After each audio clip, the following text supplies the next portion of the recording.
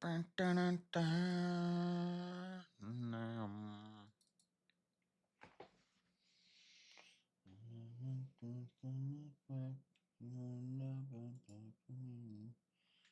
Never that to cry. 26 years looking back, the time is gone. It was you I belong to. Look what you done to me. Realize what you've done to me.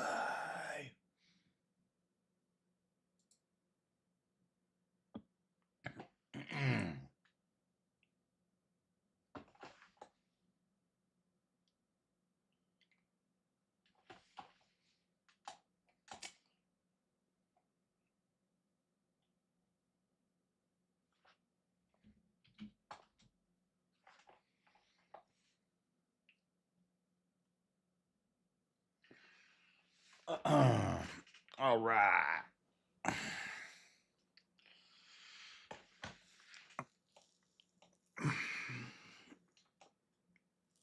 We're going to finish up Jeremiah today.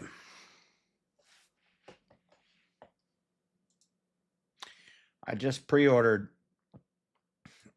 Crimson Desert.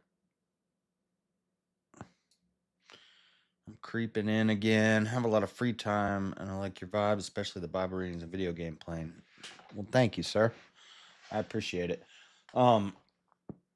Yeah, I just pre-ordered Crimson Desert. It comes out tomorrow. I only just found out about it like last week, but I watched a bunch of like reviews and trailers and stuff. It looks like Breath of the Wild with better graphics, with realistic graphics, which to me sounds awesome. Crazy boss fights, which I love. So we might it might end up delaying the 100% completion of RE5.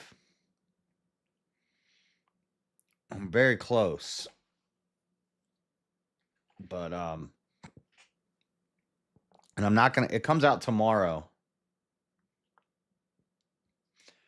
Um Actually, it might come out at midnight tonight. But I'm not going to call out of work or anything like that. Like I did last time.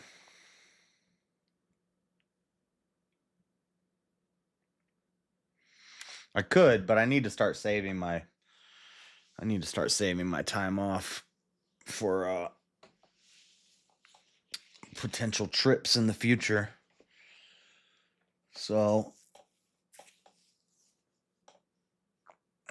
we'll just have to wait till Friday to play it. Friday morning. We can play it Friday morning. If it comes out tonight at midnight, we could play it tomorrow night before I go to work for like 2 or 3 hours. But probably not. We probably won't get to play it till Friday morning. And then Friday night, I don't know, I might skip VK and just play that game if it's really good, which everybody's saying it is. Oh, join VK and just play in the background. But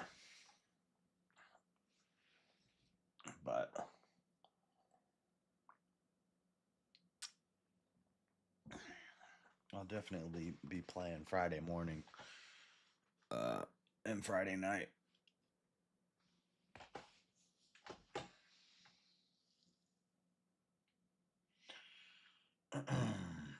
All right. Might as well get into this. We're going to finish up Jeremiah today. We're on chapter 44.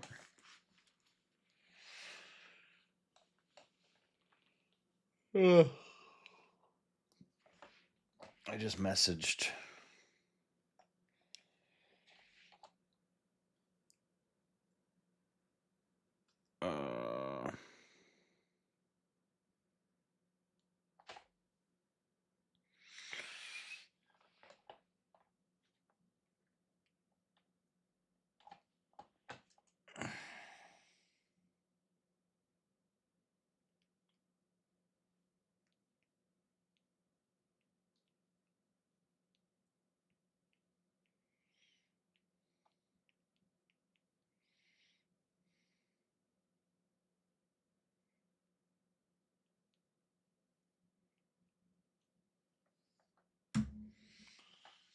All right.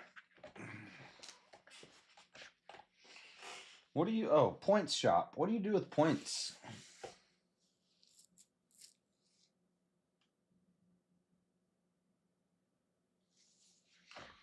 I have a bunch of Steam points. I don't even know what you do with them.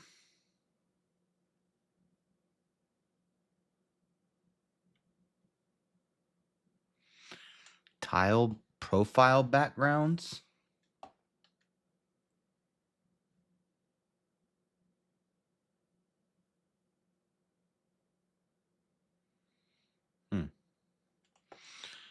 Steam Scream 2025 autumn animated sticker game profile. Steam startup movies. You know they're coming out with a new BioShock.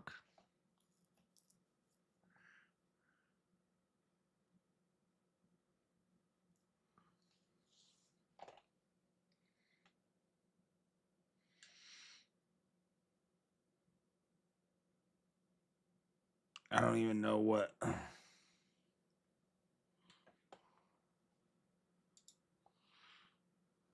Use your Steam points to get a profile background.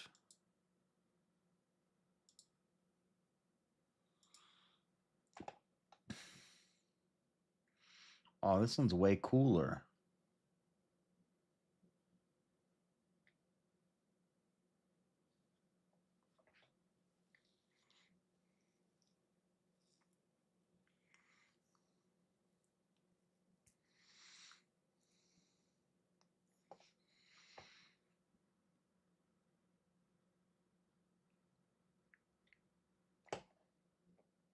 Update your avatar. Look at this one.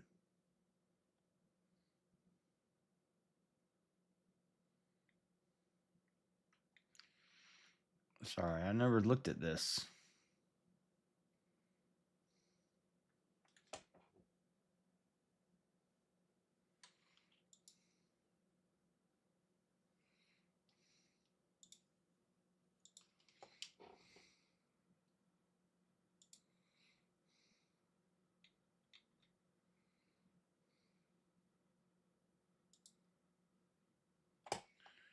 Animated sticker. Use your Steam points to get this animated sticker. Use it in Steam chat. Display it in your profile or item showcase.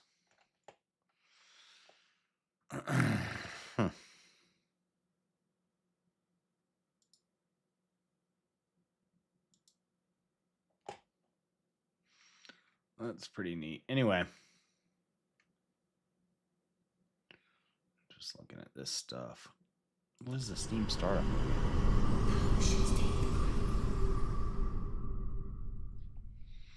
Oh. Steam Deck or big picture mode. I don't use big picture mode. Anyway, that was cool. Interface keyboards.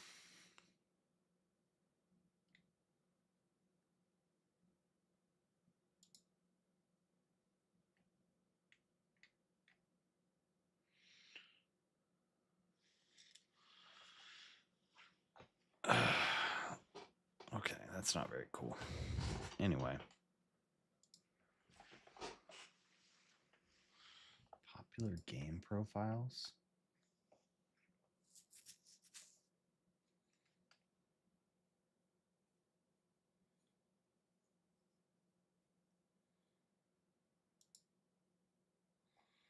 Huh. Okay, enough of that. Let's get into this. Sorry, I was distracted. Just giving people time to show up if they're going to show up.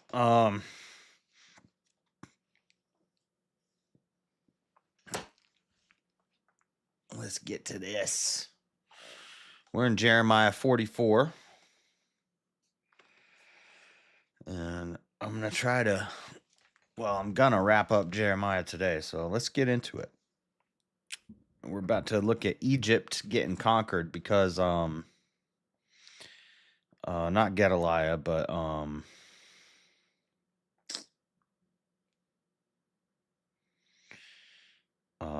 those people went to Egypt who was told not to go to Egypt. And so Egypt's about to get conquered by the Babylonians anyway. Chapter 44. The word that came to Jeremiah concerning all the Jews which dwell in the land of Egypt, which dwell at Migdol and at Taphanes, and at Noph, and in the country of Pathros, saying, What's up, Abe? Thus saith the Lord of hosts, the God of Israel, Ye have seen all the evil that I have brought upon Jerusalem and upon the cities of Judah, and behold, this day they are a desolation, and no man dwelleth there. The evil that I have brought on Jerusalem.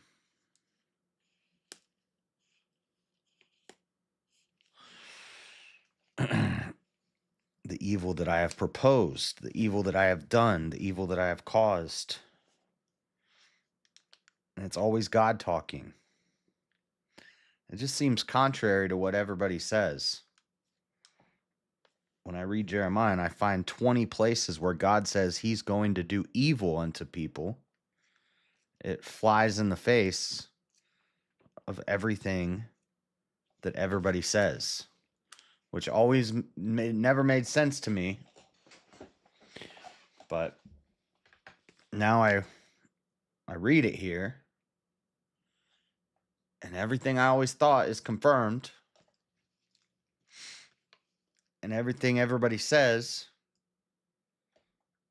I don't get it. I don't know why people say God didn't create evil. It's not in his nature. I don't know where that comes from, but it doesn't come from the Bible. The Bible says the opposite. So where does that idea come from? And if you believe that, I don't have a problem with people believing that. It's just, it never made sense to me. Maybe it's because I grew up reading the Bible my whole life. And so when people say that, I'm like, huh. And then I'm like, explain that to me. And then they explain it, and it just sounds like bloviating. It just sounds like words. Like, it doesn't hit me. It doesn't strike me as true when people say it. It strikes me as intelligent. I hear it. Like, Re-Examination called in one day to explain this to me. And he went into this long explanation of the nature of God and the privation of good, which I've heard a million times, by the way. He wasn't the first one to tell me this, but I figured come up on the stream and explain it so people who maybe have never heard it can hear it and understand. And he said everything that people have said all my life to me. Evil, it has no ontology. It doesn't actually exist. It's the privation of good. It's not in God's nature. Second order effects. Evil is a second order effect, not a first order effect. All that stuff. And I understood what he was saying, but because I've heard it a million times, but every time I hear it, it doesn't strike me as true. And it doesn't seem to be what we read in the Bible.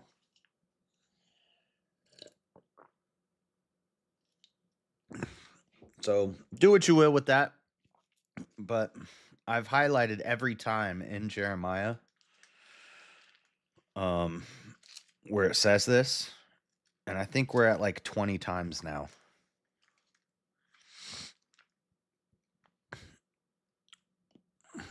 What's all this Chinese you're saying? What's up, Seasal? Everybody wants things to go their way. They don't want to face consequences either. This, for me, is an example of God showing people that they have to serve the Lord for good things to happen. But I'm just echoing you. Well, don't echo me. It's because you're a Protestant. Oh, yeah, I'm one of those dirty heretic Protestants. I just always saw it as Satan is like the representative of evil, but God created Satan. Therefore, God created evil. And that's exactly what it says in Isaiah 45:7. And to say that it's not in God's nature to do evil, he can't do evil. But then in Jeremiah, it says over and over and over and over again, God speaks evil, God does evil, God caused evil, God sent evil, over and over and over again. So, does that mean God's evil? No. But God created everything. So, what if God created evil? Yes, the Bible explicitly states that. I know. That's what I'm saying. To me, it doesn't, like, some people, it seems like to some people that will like break their faith. Like, they can't possibly imagine that that to me it just makes sense. So, but that's what I was talking about, because it says right here, now here it says, ye have seen all the evil that I have brought upon Jerusalem. So he's bringing evil upon Jerusalem. Now that doesn't mean that God's evil, but he controls the evil. He brings evil onto them, and then it says he proposed evil to them. And we looked up the word proposed, what it meant, and it meant exactly what I thought it meant. He spoke it. He spoke evil to them. He spoke evil onto them. He spoke, and evil happened to them. These high churches are weaker than they want to accept. Yeah. Well, I know. Well, and there's so much based off of like modern philosophy, not modern philosophy, but like Greek and Plato and Socrates and stuff. And it's like, I don't, I'm not into Plato. Plato is something I dilly dallied with when I was a child, you know. And sometimes people deserve the evil they get. Yeah. Sometimes God causes evil to happen. And God created the people who do the evil, and God created Satan. And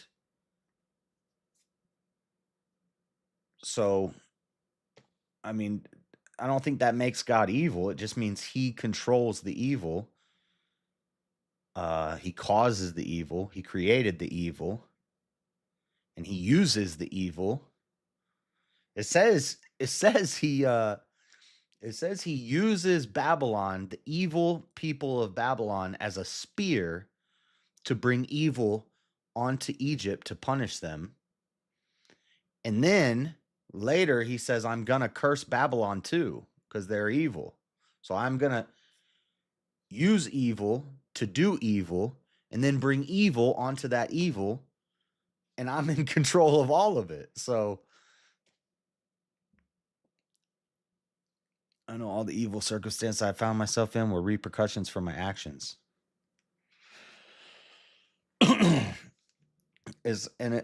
The example I use is if I'm an author of a book, I'm writing a story, and my story is about a serial killer.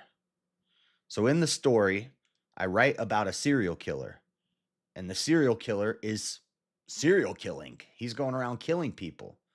I'm creating this serial killer. I'm not actually creating. People don't create. But in the hypothetical, the author is God. I'm creating this serial killer. I'm creating the crimes that he's doing. And then I create the punishment that happens to him by the end of the story. I created all of that. But that doesn't make me evil just because I wrote a story with an evil person in it. But this is a one that, if any 99.999% of the Christians who hear me saying this will say he's a heretic. He has no business talking about Jesus or the Bible, and he doesn't know what he's talking about. Whatever. I don't care. Anyway, let's continue. But just Jeremiah has really shown me this, that this is the truth. And that all the gobbledygook that people, all the nonsense and the gobbledygook and the big words and the philosophy and the Greek philosophy and the stuff from Plato and the stuff about essence and energies and natures and ontologies and all this stuff is just it's just bloviating. It's just saying words. It doesn't hit you in the heart. It doesn't like, you know. Whereas this, when I read this and I see this and I know it's true because it hits me. It's like it's not an emotional thing, but it's like, yeah, that makes sense.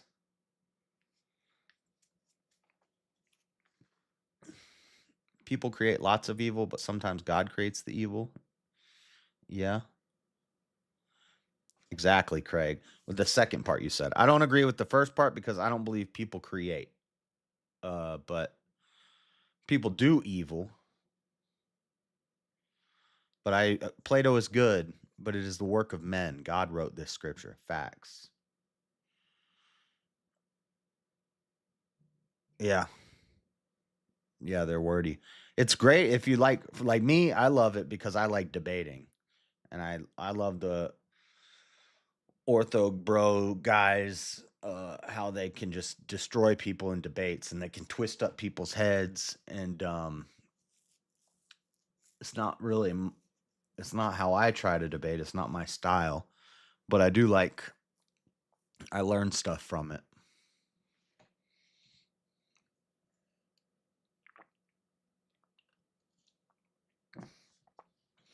Anyway, because of their wickedness. And also, by the way, that's internet orthodoxy. When you go to the liturgy, it's not the same thing. When I go to the liturgy, I feel closer to God. Like I feel like there's a presence of God there.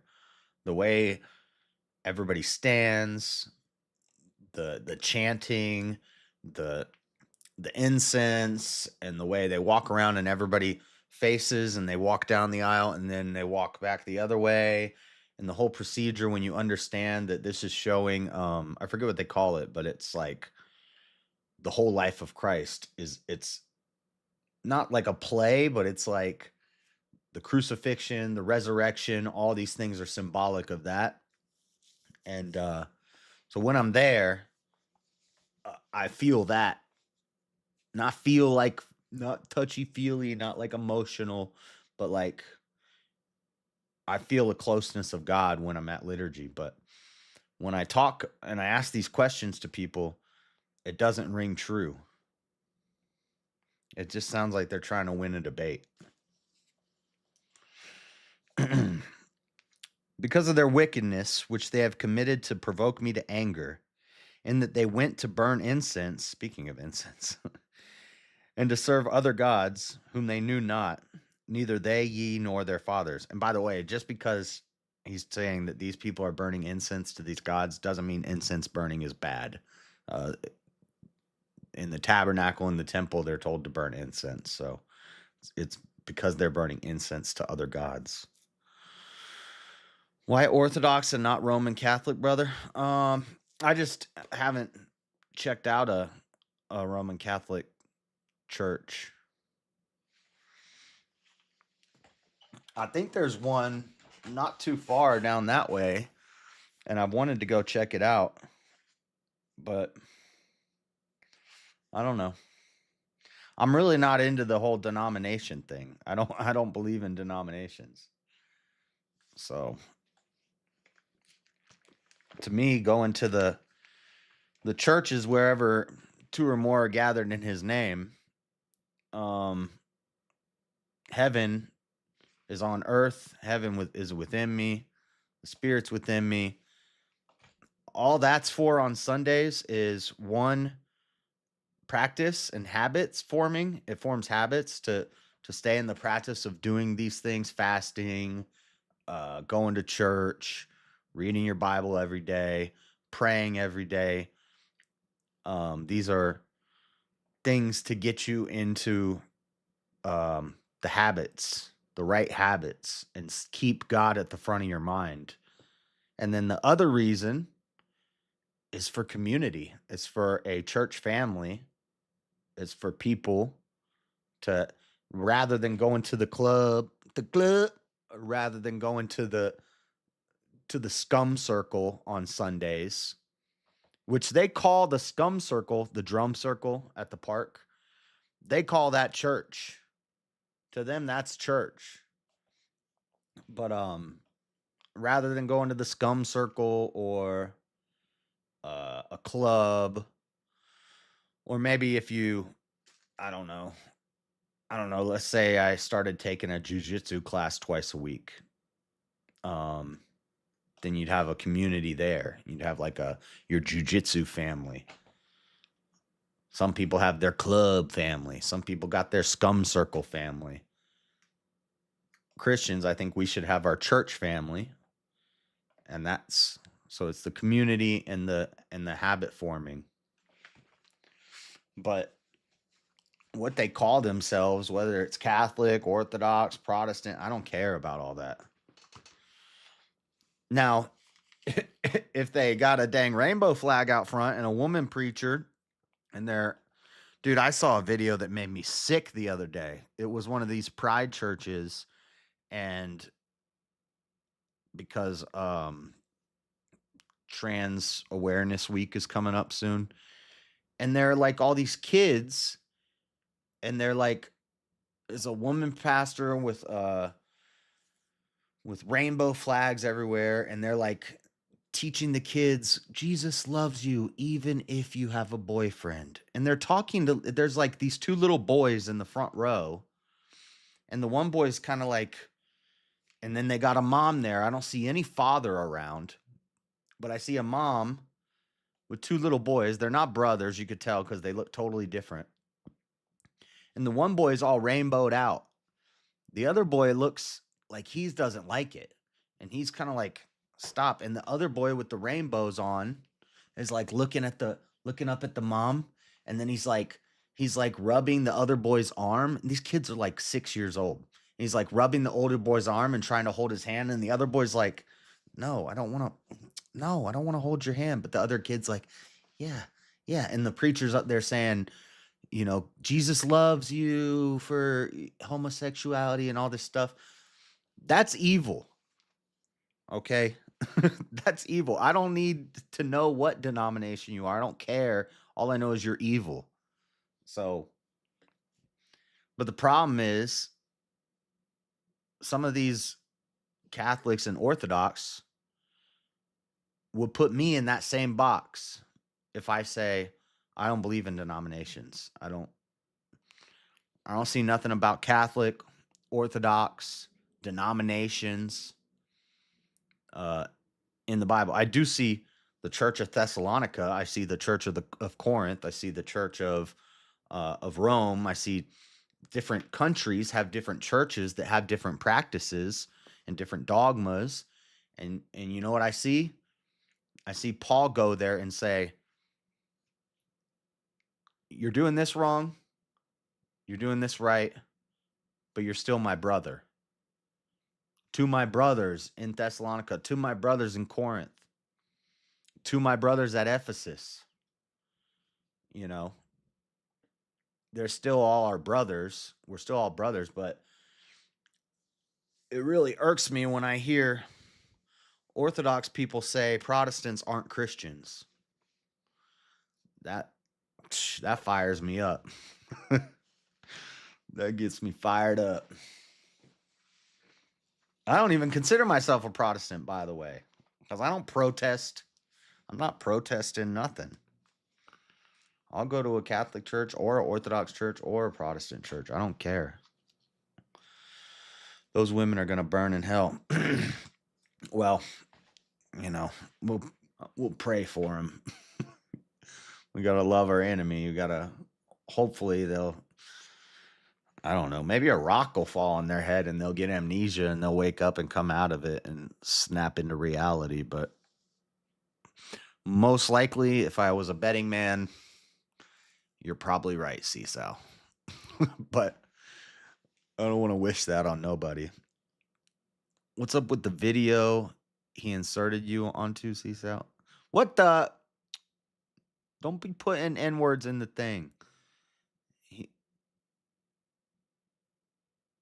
What are you guys talking about? TBY, he offered me an olive branch and I squashed it. Now his BFF blocked me. What are you guys talking about?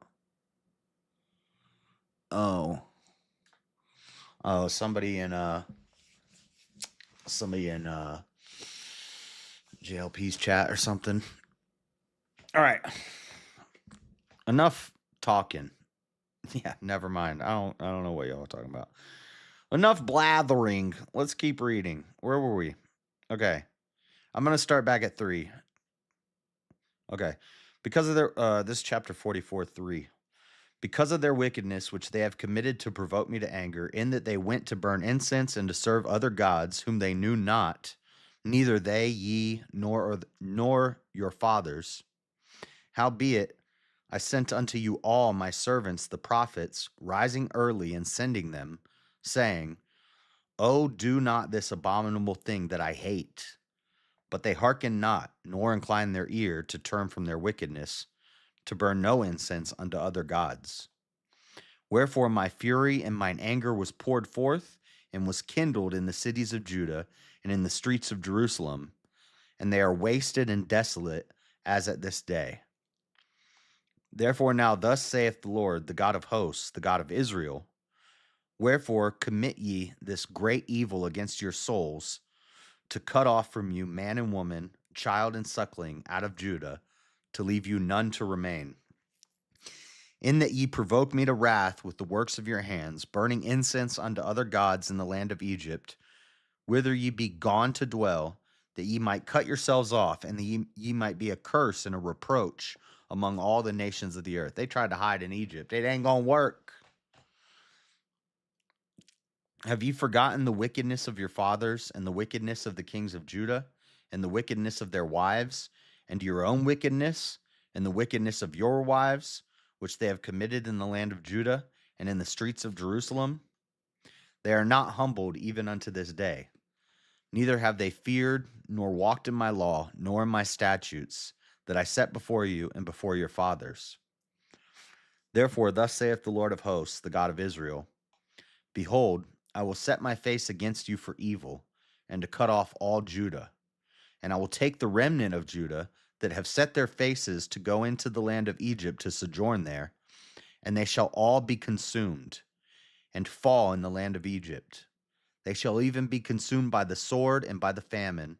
They shall die, from the least even unto the greatest, by the sword and by the famine. And they shall be an execration and an astonishment, and a curse and a reproach. For I will punish them that dwell in the land of Egypt, as I have punished Jerusalem, by the sword, by the famine, and by the pestilence. That's the 4 horsemen. So that none of the remnant of Judah, I know there's only 3, but the 4th one's death, which is all of them. So that none of the remnant of Judah, which are gone into the land of Egypt to sojourn there, shall escape or remain, that they shall return into the land of Judah, to which they have a desire to return to dwell there. For none shall return, but such as shall escape. Then all the men which knew that their wives had burned incense unto other gods, and all the women that stood by, a great multitude, even all the people that dwell in the land of Egypt, in Pathros, answered Jeremiah, saying, As for the word that thou hast spoken unto us in the name of the Lord, we will not hearken unto thee, but we will certainly do whatsoever thing goeth forth out of our mouth, to burn incense unto the Queen of Heaven, and to pour out drink offerings unto her, as we have done, we and our fathers, our kings and our princes, in the cities of Judah and in the streets of Jerusalem. For them we For then had we plenty of victuals, and were well, and saw no evil. But since we left off to burn incense to the Queen of Heaven, and to pour out drink offerings unto her, we have wanted all things, and have been consumed by the sword and by the famine. And that's what happens when you worship the feminine spirit. There ain't no queen of heaven, guys. It's a patriarch. There's no queen of heaven. There's no goddess. There's no Zeus. God don't have a wife. This isn't Mormonism. There's no spirit mother. There's no Mother Nature is a code word for Satan. And maybe Zeus and these Greek gods, maybe they had wives and they were having cess. God ain't having cess. God ain't got no wife. God's single. Jesus was single. Paul was single. John the Baptist was single. Interesting. But then people will say if you don't have a wife and kids, you're not a man yet. Okay. So God and Jesus and all of the greatest men in the Bible, uh maybe not the greatest, because some of the greatest men in the Bible had lots of wives, but some of the best men in the Bible weren't men. That's odd. Queen of Heaven is literally the title of a demon mentioned in the Old Testament. Yeah. Ishtar. I don't know if Ishtar is mentioned, but yeah. We went over that when we read about them all a while ago. And when we burned incense to the Queen of Heaven and poured out drink offerings unto her, did we make her cakes to worship her? You making cakes for a woman goddess? Gay? Beta! Without our men.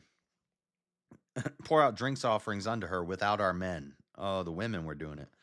Then Jeremiah said unto all the people, to the men and to the women, and to all the people which had given him that answer, saying, the incense that ye burned in the cities of Judah and in the streets of Jerusalem, ye and your fathers, your kings and your princes, and the people of the land, did not the Lord remember them, and came it not into his mind? So that the Lord could no longer bear because of the evil of your doings, and because of the abominations which ye have committed. Therefore is your land a desolation and an astonishment, and a curse without an inhabitant, as at this day. Because ye have burned incense, and because ye have sinned against the Lord, and have not obeyed the voice of the Lord, nor walked in his law, nor in his statutes, nor in his testimonies. Therefore, this evil is happened unto you, as at this day. Moreover, Jeremiah said unto all the people and to all the women, hear the word of the Lord, all Judah, that are in the land of Egypt. Thus saith the Lord of hosts, the God of Israel, saying, ye and your wives have both spoken with your mouths, and fulfilled with your hand, saying, we will surely perform our vows that we have vowed, to burn incense to the Queen of Heaven, and to pour out drink offerings unto her. Ye will surely accomplish your vows, and surely perform your vows. Therefore hear ye the word of the Lord, all Judah that dwell in the land of Egypt. Behold, I have sworn by my great name, saith the Lord, that my name shall no more be named in the mouth of any man in Judah and all the land of Egypt, saying, the Lord God liveth. Behold, I will watch over them for evil and not for good. And all the men of Judah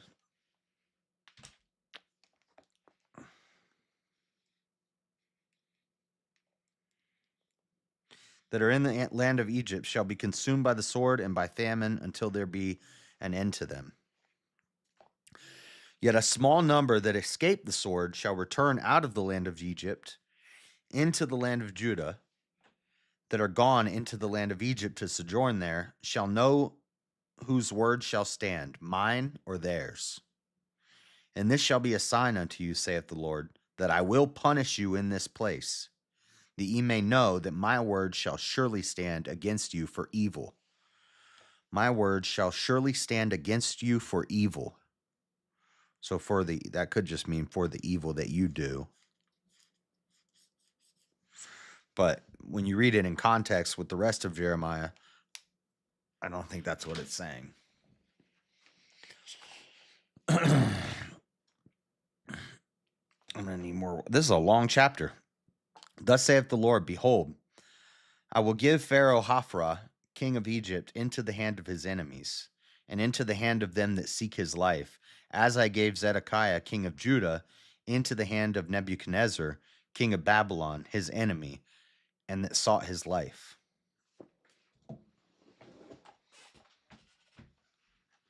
I'll be right back.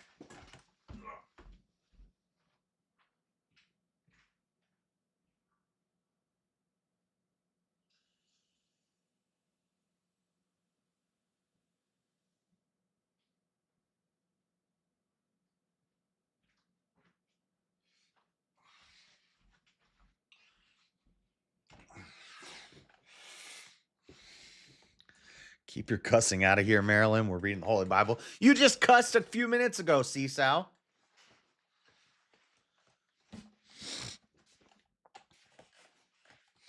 The English Standard Version says harm instead of evil in this passage. Interesting. Has it said harm all the other times or just that time? Against you for harm. I shall surely stand against you for harm.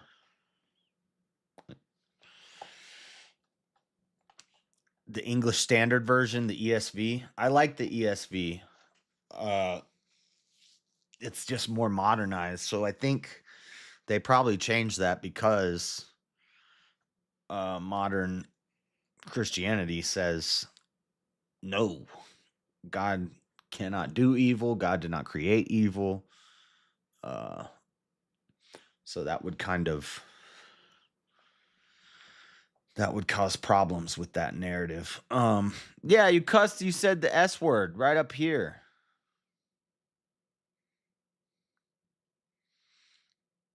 Anyway, don't start with people, Marilyn. Nobody wants to hear your crap. In fact, 5-minute timeout for calling yourself God. You don't get to come in here and blaspheme. You're not God. You're not based. You get 5 minutes timeout.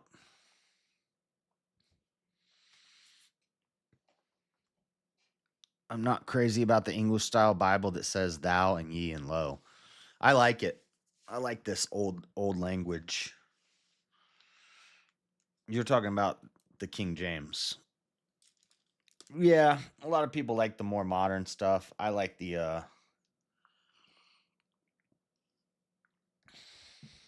She'll still be here in 5 minutes. She ain't going nowhere. Chapter 45, a short chapter. Let's go.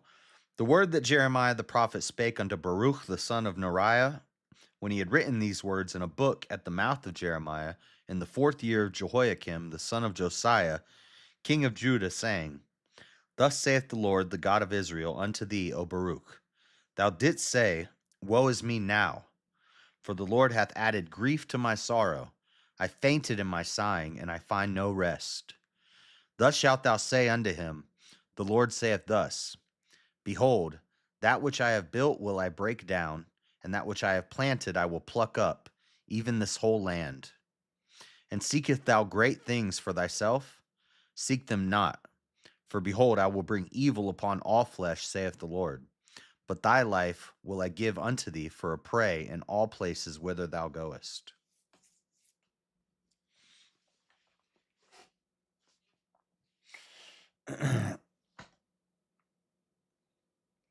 It just feels weird reading the Bible like that. I think it feels natural reading the Bible this way, this style, because it helps you put yourself in the shoes of the people at this time better.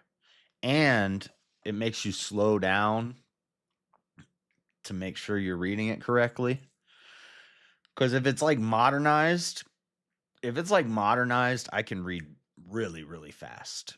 And so if I'm like reading in my head and it's a modern Bible, I feel like I don't absorb it as much because I just. But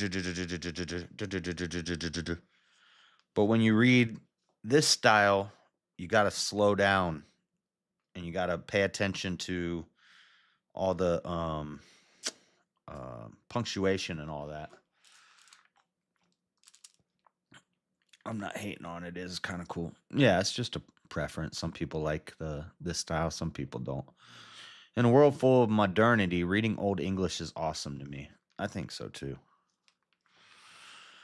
Chapter 46, another long chapter.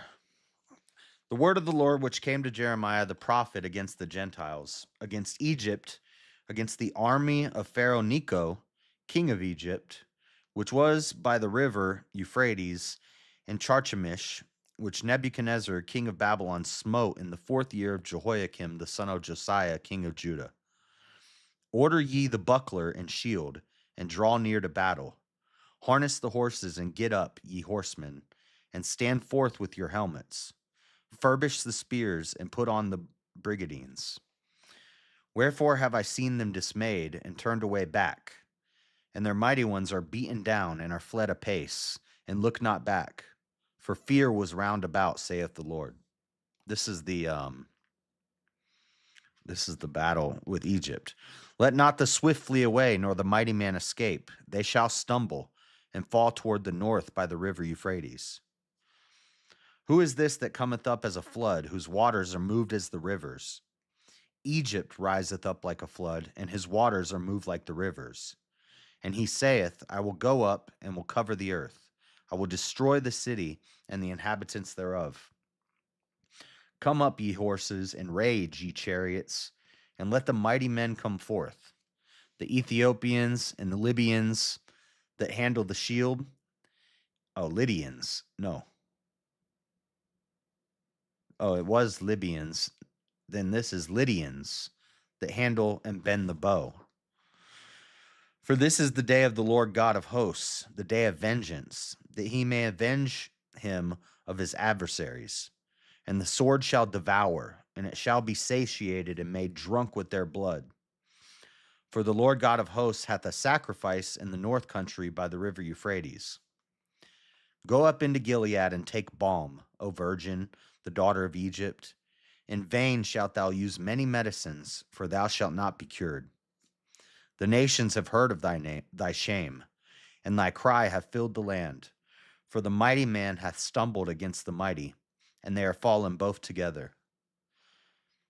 The word that the Lord spake to Jeremiah the prophet, how Nebuchadnezzar, king of Babylon, should come and smite the land of Egypt. Declare ye in Egypt, and publish in Migdol, and publish in Noph, and in Taphanes, say ye, stand fast and prepare thee, for the sword shall devour round about thee. Why are thy valiant men swept away? They stood not, because the Lord did drive them. He made many to fall, yea, one fell upon another. And they said, arise, and let us go again to our people, to our own people, and to the land of our nativity, from the oppressing sword. They did cry there, Pharaoh, king of Egypt, is but a noise.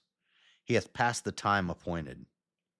As I live, saith the king, whose name is the Lord of hosts, surely as Tabor is among the mountains, and as Carmel by the sea, so shall he come.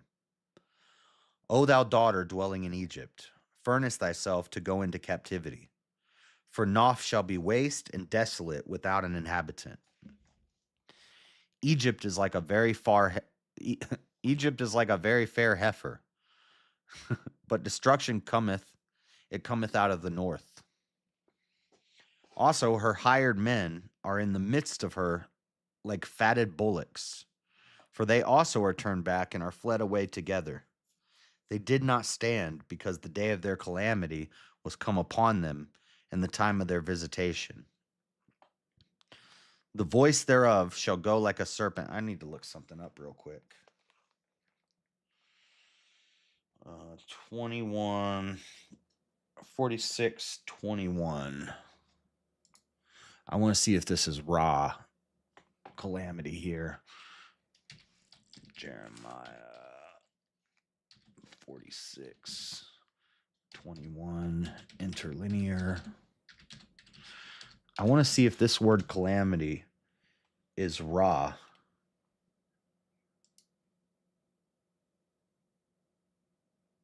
It's not. That's Edom. So see, that's proof that when it says in Isaiah 45:7, where it says God creates the good and the evil, the word for evil there is Ra. And every time that Ra is used, it's always evil. But in some translations of the Bible, they turn that word to calamity. But calamity is right here, and calamity is Edom. So that's a mistranslation. If your Bible says in Isaiah 45:7, if your Bible says that God created calamity, that's a mistranslation. The word there is not calamity. The word there is evil. Just FYI.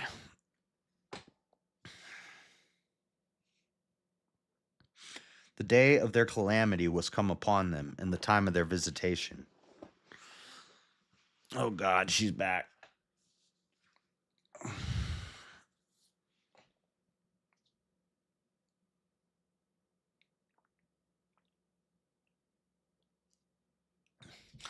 All right, quit crying about it. Quit crying about it. The voice thereof shall go like a serpent, for they shall march with an army and come against her with axes as hewers of wood. They shall cut down her forest, saith the Lord, though it cannot be searched, because they are more than the grasshoppers and are innumerable. The daughter of Egypt, so the daughter of Egypt being compared to a serpent here. And the goddess of heaven, a serpent. That's a demon. Anytime you hear anybody talk about spirit mother, mother nature, the goddesses, the goddess of heaven, those are demons. Don't play with those. Evil versus a calamity. Yes. Yeah, you'd have to see the breakdown we did of Isaiah 45:7 a couple months ago.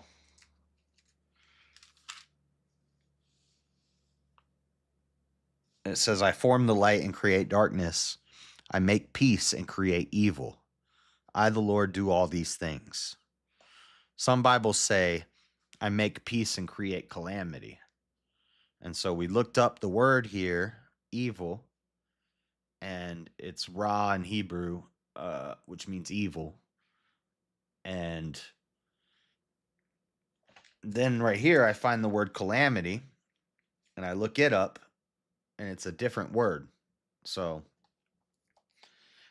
yeah, anybody who tells you that Isaiah 45 is I create calamity, or there's some translations say other stuff. That's wrong. The word is evil. And the Septuagint has a softer version too. People will say, well, that's because the Jews twisted the Masoretic text. The Jews wrote it.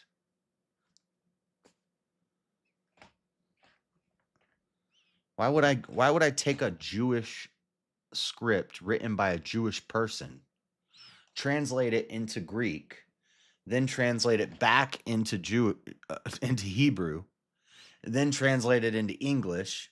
Transitory. It means the translator is the deceiver. You want to get to as close to the original as you can. ESV says calamity. Yeah, I know. Yep, that's incorrect.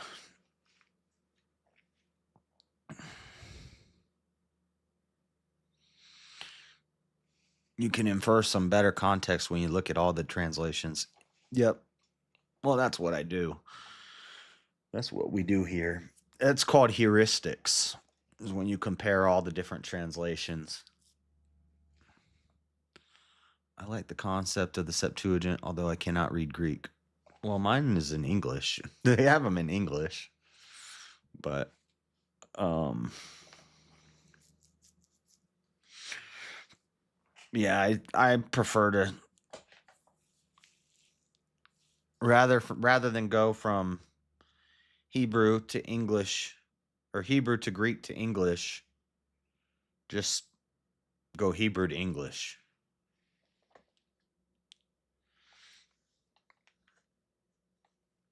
Yep. Yep. Transitory. And it's a play on words. It's Latin. It's a play on words because they're spelled almost exactly the same and they sound very similar. Transitory.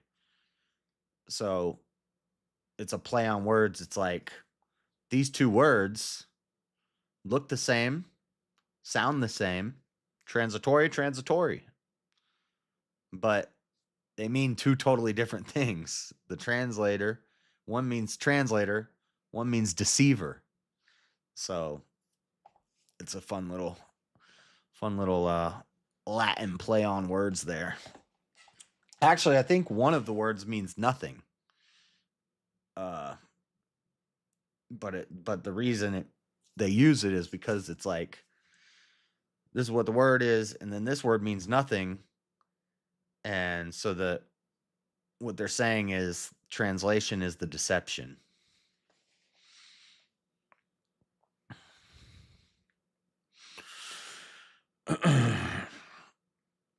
No one deserves hell. So all the people that are in hell don't deserve it?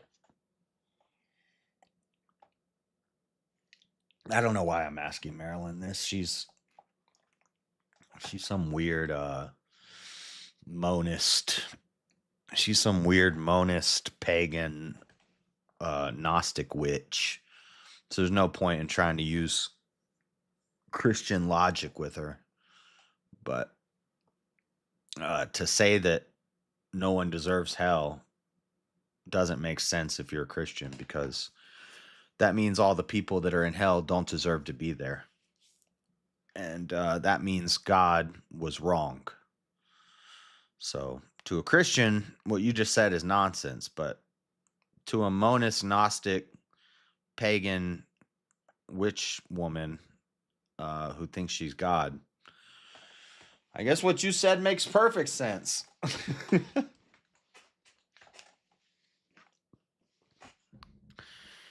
Anyway, I'm going to stop getting distracted by the peanut gallery, Maryland. The daughter of Egypt shall be confounded. She shall be delivered into the hand of the people of the north. The Lord of hosts, the God of Israel, saith, Behold, I will punish the multitude of No, and Pharaoh, and Egypt, with their gods and their kings, even Pharaoh and all them that trust in him.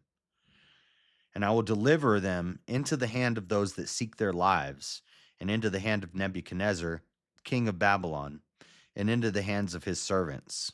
And afterward it shall be inhabited, as in the days of old, saith the Lord.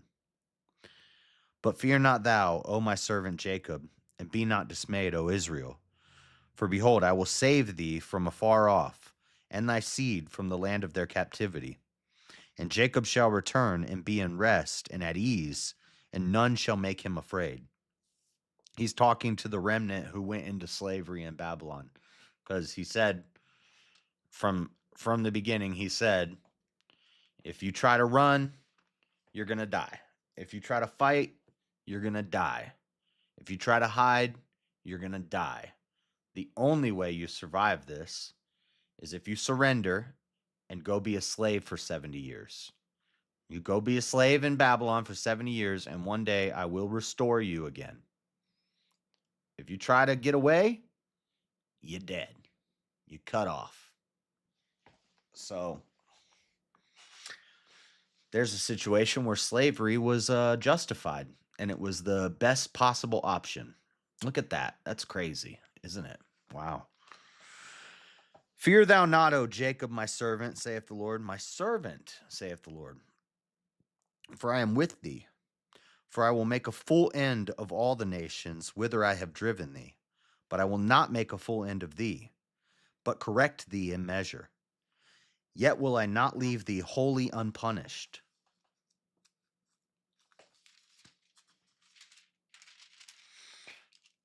Marilyn, you're about to go in timeout again. You need to calm down, woman. Cut it out. Shut up. Tired of your nonsense. Chapter 47. This is not the simp stream where I'm gonna mod you up and cherish and hang on every word that you say. It's not gonna happen. Never gonna happen here.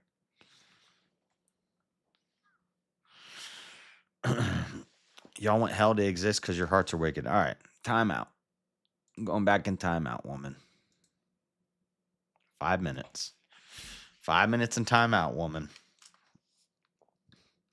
Chapter 47. We got another short one. They're giving us a short one, then a long one.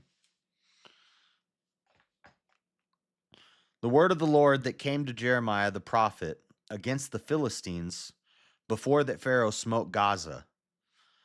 Thus saith the Lord, behold, that's what I remember me and Abe got in an argument, and I was like, it talks about Palestine in the Bible.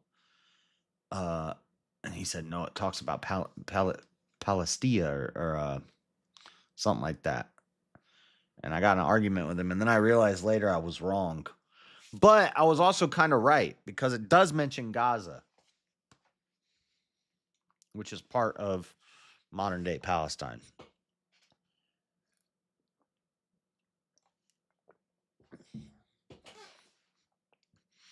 Thus saith the Lord, behold, waters rise up out of the north, and shall be an overflowing flood, and shall overflow the land and all that is therein, the city and them that dwell therein. Then the men shall cry, and all the inhabitants of the land shall howl.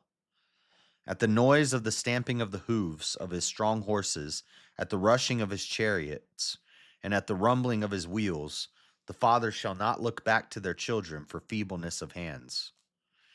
Because of the day that cometh to spoil all the Philistines, and to cut off from Tyrus and Zidon every helper that remaineth. For the Lord will spoil the Philistines, the remnant of the country of Kaphor. Baldness is come upon Gaza. Ashkelon is cut off with the remnant of their valley. How long wilt thou cut thyself? O thou sword of the Lord, how long will it be ere thou be quiet? How long will it be ere thou be quiet? Put up thyself into thy scabbard, rest and be still. How can it be quiet, seeing the Lord hath given it a charge against Ashkelon and against the seashore? There hath he appointed it.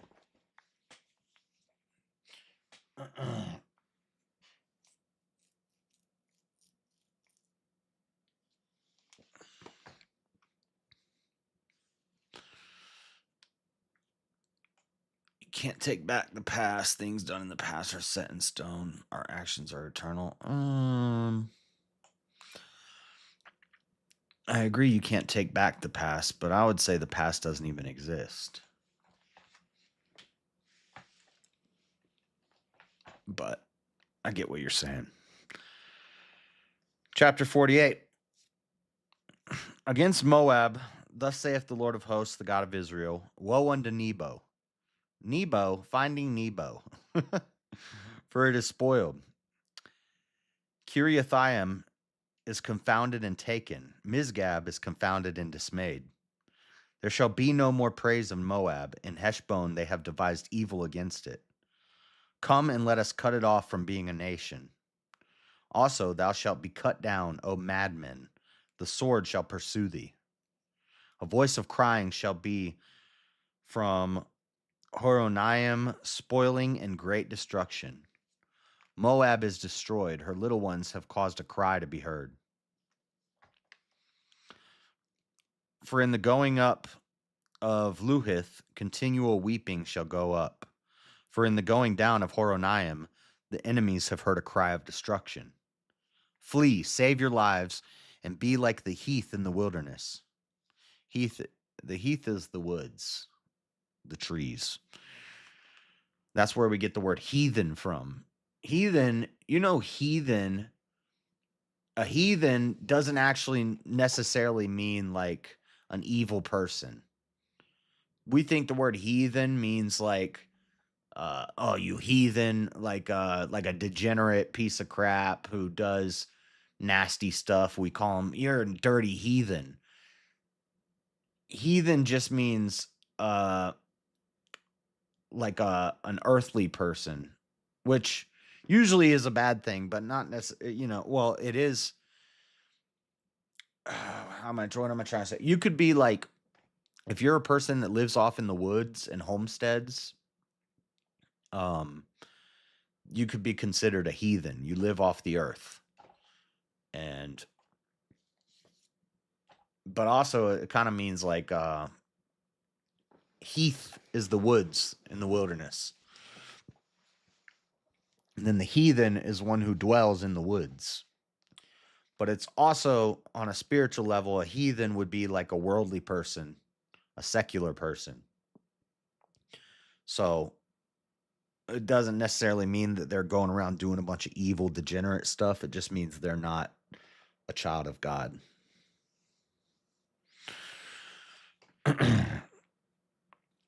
uh, Flee, save your lives, and be like the heath in the wilderness. For because thou hast trusted in thy works and in thy treasures, thou shalt also be taken. See, they're against works-based faith, even in the Old Testament.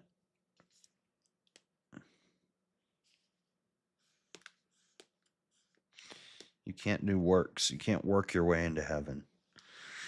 And Chemosh shall go forth into captivity with his priests and his princes together. And the spoiler shall come upon every city, and no city shall escape. The valley also shall perish, and the plain shall be destroyed, as the Lord hath spoken. Give wings unto Moab, that it may flee and get away. For the cities thereof shall be desolate, without any to dwell therein. Cursed be he that doeth the work of the Lord deceitfully, and cursed be he that keepeth back his sword from blood. Moab hath been at ease from his youth, and he hath settled on his legs, and hath not been emptied from vessel to vessel, neither hath he gone into captivity. Therefore his taste remained in him, and his scent is not changed. Therefore, behold, the days come, saith the Lord, that I will send unto him wanderers, that shall cause him to wander, and shall empty his vessels and break their bottles.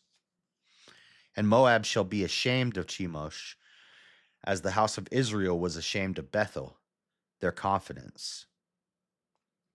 How say ye, we are mighty and strong men for the war?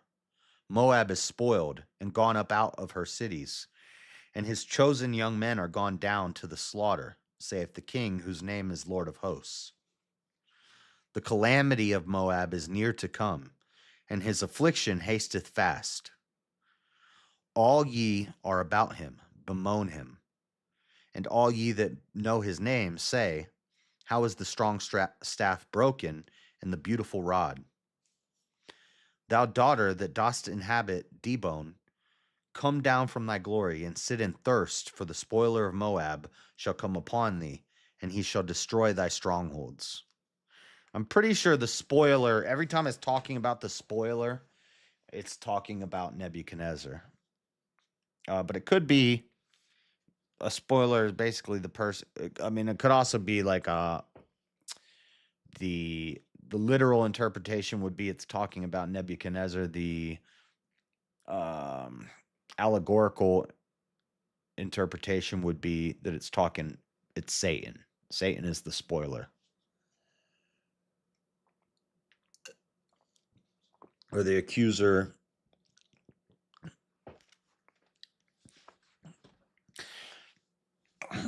Don't threaten me with a good time, Marilyn.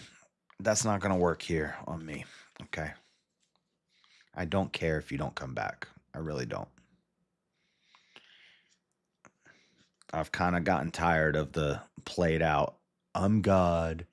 You worship a death cult. You're all evil. You believe in hell because you're wicked. I'm tired of it. So you can either cut it out. The reason I don't read their rebuttals, I do. I'm skimming through all of it. The reason I don't address what they're saying is because we're all tired of it. So cut it out. Be cordial. Be a nice, agreeable lady, or go away.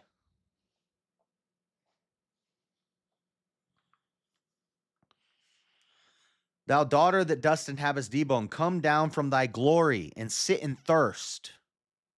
Pay attention, for the spoiler of Moab shall come upon thee, and he shall destroy thy strongholds. O inhabitant of Aroer, stand by the way and espy. Ask him that fleeth and her that escapeth, and say, what is done?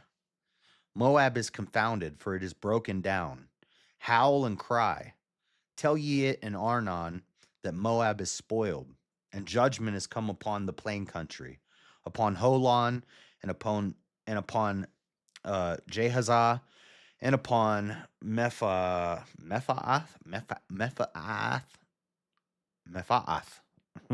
That's a weird one. I hate when there's a vowel and then a pause and then another vowel sound. Mephaath. And upon Dibon, and upon Nebo, and upon Beth-Diblathaim, and upon Kiriathaim, and upon Beth Gamul, and upon Beth Meon, and upon Kerioth, and upon Bozrah, and upon all the cities of the land of Moab, far and near. The horn of Moab is cut off, and his arm is broken, saith the Lord. Make ye him drunken, for he magnified himself against the Lord. Moab also shall wallow in his vomit, and he also shall be in derision. For was not Israel derision unto thee? Was he found among thieves? For since thou spakest of him, thou skippedst for joy. Since thou spakest of him, thou skippedst for joy. That's what it says. It says skippedst. Skippedst. Skippedst. Like you skip for joy. Did you see that guy skipping for joy? Did you see that person skip for joy? No. He skippedst for joy. Skippedst for joy. I like that word. I'm just going to highlight that word because that's a funny word. Thou skippedst for joy. O ye that dwell in Moab, leave the cities and dwell in the rock, and be like the dove that maketh her nest in the sides of the hole's mouth. We have heard the pride of Moab. He is exceeding proud. His loftiness and his arrogancy and his pride and the haughtiness of his heart. I know his wrath, saith the Lord, but it shall not be so. His lies shall not so affect it. Therefore will I howl for Moab, and I will cry out for all Moab. Mine heart shall mourn for the men of Kirheres. O vine of Sibmah, I will weep for thee with the weeping of Jazer. Thy plants are gone over the sea. They reach even to the sea of Jazer. The spoiler is fallen upon thy summer fruits and upon thy vintage. And joy and gladness is taken from the plentiful field and from the land of Moab. And I have caused wine to fail from the winepresses. None shall tread without shouting. Their shouting shall be no shouting. None shall tread without shouting. Their shouting shall be no shouting. From the cry of Heshbon, even unto Eliela, and even unto Jahaz, they have uttered their voice. From Zoar, even unto Horonaim, as an heifer of 3 years old. For the waters also of Nimrim shall be desolate. Baby cows scream. You ever heard a baby cow scream? That's what it's talking about. How do you spell it again? Skippedst. No. Skippedst.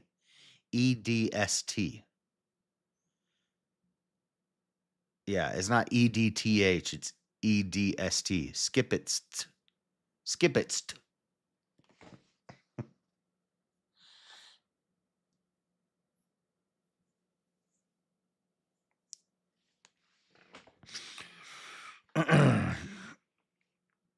We're was I?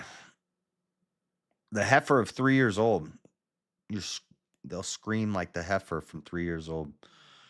For the waters also of Nimrim shall be desolate. Moreover, I will cause to cease in Moab, saith the Lord, him that offereth in the high places, and him that burneth incense to his gods. Therefore mine heart shall sound for Moab like pipes, and mine heart shall sound like pipes for the men of Kirheres, because the riches that he hath gotten are perished. The riches that he hath gotten are perished. For every head shall be bald, and every beard clipped. Upon all the hands shall be cuttings, and upon the loins sackcloth. There shall be lamentation generally upon all the housetops of Moab, and in the streets thereof. For I have broken Moab like a vessel, wherein is no pleasure, saith the Lord. They shall howl, saying, how is it broken down? How hath Moab turned the back with shame? So shall Moab be a derision and a dismaying to all them about him. This is still going? For thus saith the Lord, behold, he shall fly as an eagle, and shall spread his wings over Moab. Kirioth is taken, and the strongholds are surprised. And the mighty men's hearts in Moab at that day shall be as the heart of a woman in her pangs. And Moab shall be destroyed from being a people, because he hath magnified himself against the Lord. Fear and the pit and the snare shall be upon thee, O inhabitant of Moab, saith the Lord. He that fleeth from the fear shall fall into the pit, and he that getteth up out of the pit shall be taken in the snare. For I will bring upon it, even upon Moab, the year of their visitation, saith the Lord. They that fled stood under the shadow of Heshbon because of the force. But a fire shall come forth out of Heshbon, and a flame from the midst of Sihon, and shall devour the corner of Moab and the crown of the head of the tumultuous ones. Woe be unto thee, O Moab! The people of Chemoth perisheth. For thy sons are taken captives, and thy daughters captives. Yet will I bring again the captivity of Moab in the latter days, saith the Lord. Thus far is the judgment of Moab. So we're basically going through Judah, Jerusalem, Egypt, Moab. God is raining down judgment on all these places, and the way he's doing it is through Babylon and Nebuchadnezzar.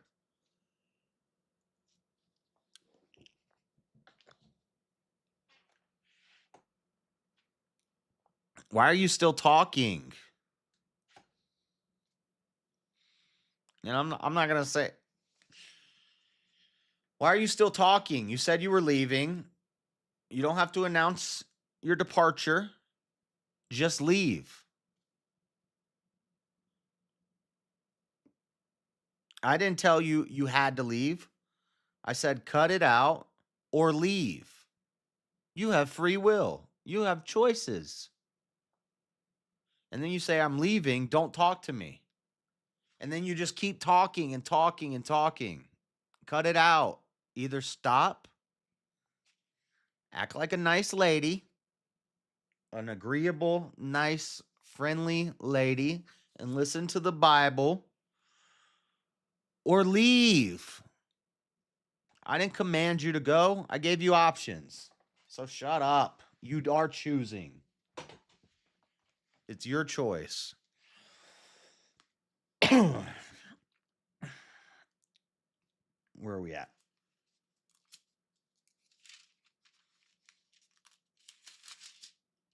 Dang, man. I don't even know if I'm going to get through this today because it's already 12 and I'm tired. These are long chapters. We might end up having to finish this tomorrow. I'm going to have to change the title of the stream. Each of these chapters is like 3 pages long.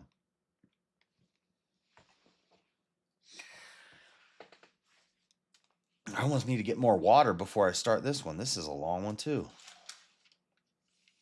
50's long. 49's long. Oh my goodness. I don't think we're going to finish it today. We're going to have to finish it tomorrow. There's still like 10 pages left. And I got to go in like 30 minutes. 49. Oh. Yeah. So this whole last section of Jeremiah is just going through each. So these are going to all sound very similar.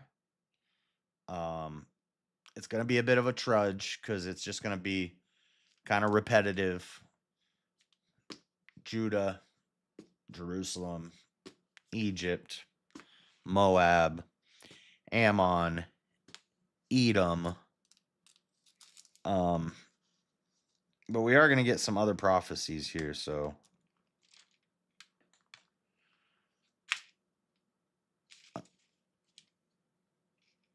oh, we're actually going to see the fall of Babylon in this too, or at least the prophecy of the fall of Babylon.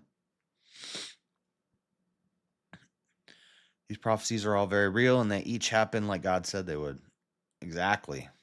Yep. Okay. Well, then I'm going to ban you. Bye. Since you want to announce that you're unsubbed, deuces.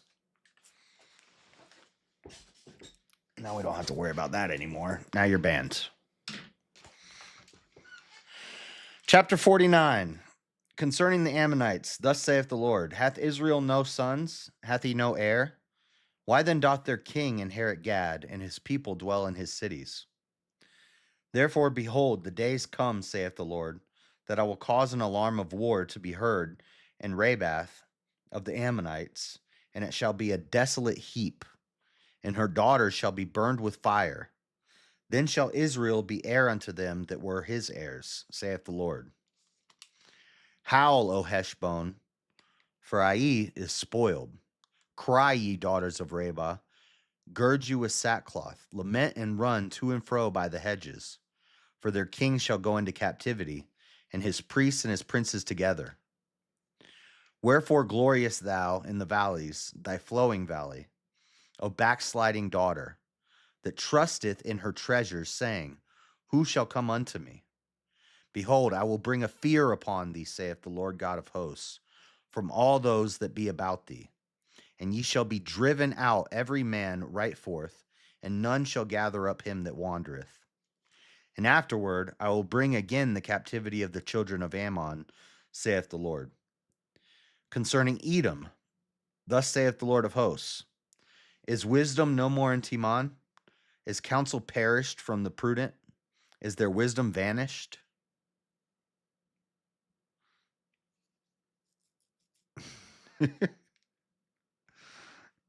Shut up, Wally. Dude, I gave her chance after chance after chance after chance. I'm not going to play this game where you announce over and over and over again that you're leaving and then I'm unsubbed. I left the Discord. I'm leaving. Don't talk to me. By the way, guys, I'm leaving. Don't say anything to me. Hey, you're making me leave, by the way. Don't tell anybody I left by choice, even though you gave me a choice. Don't say that you're doing this. You're making me leave. I'm leaving. Guys, I'm leaving. Get out of here with that crap. I'm not going to play that game. What are you, 3 years old? Grow up.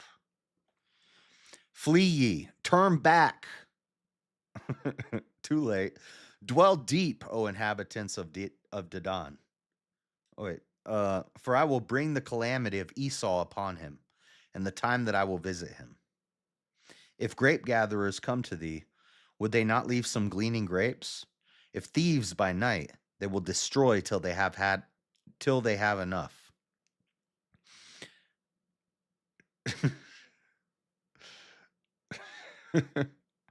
But I have made Esau bare. I have uncovered his secret places, and he shall not be able to hide himself. His seed is spoiled, and his brethren, and his neighbors, and he is not. Leave thy fatherless children. I will preserve them alive, and let thy widows trust in me.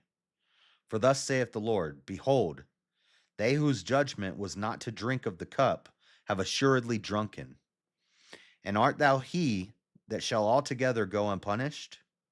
Thou shalt not go unpunished, but thou shalt surely drink of it. For I have sworn by myself, saith the Lord, that Bozrah shall become a desolation, a reproach, a waste, and a curse. And all the cities therein shall be perpetual wastes. I have heard a rumor from the Lord, and an ambassador is sent unto the heathen, saying, Gather ye together and come against her, and rise up to the battle. For lo, I will make thee small among the heathen, and despised among men. Thy terribleness hath deceived thee, and the pride of thine heart. I feel like this is like written. I've hopefully she sticks around and just listens to this. By the way, I'm leaving. Stop.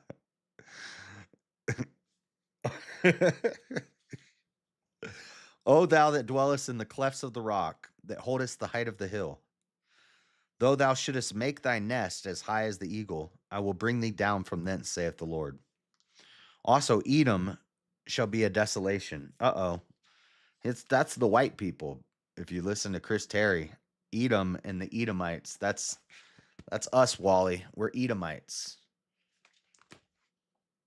Also, Edom shall be desolation. Everyone that goeth by it shall be astonished, and shall hiss at all the plagues thereof. As in the overthrow of Sodom and Gomorrah, and the neighbor cities thereof, saith the Lord, no man shall abide there, neither shall a son of man dwell in it. Behold, he shall come up like a lion from the swelling of Jordan against the habitation of the strong. But I will suddenly make him run away from her. And who is a chosen man that I may appoint over her? For who is like me? And who will appoint me the time? And who is that shepherd that will stand before me? That's some messianic prophecy right there. Hey! Marilyn announced her departure, and JS gave her a connecting flight via his boot on JS Airways. How is everyone holding back money for this? Dang, if I get money for banning women, see, Sal, you're next. You're on the chopping block. I got bills to pay. You better be gone.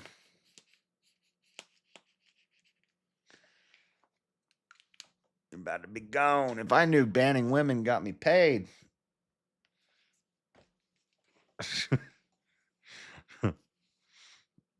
Therefore, she'll come back. She'll be like, why ban me? Please unban me. I don't know if, well, I was going to say, if she left the Discord and she's banned in the YouTube, she would have to message somebody for an invite to get back in. Or she'd have to just sit in the chat and wait until somebody asks for the Discord. Or I think Nightbot posts the Discord or something. Just in time for boarding the 2 p.m. boot.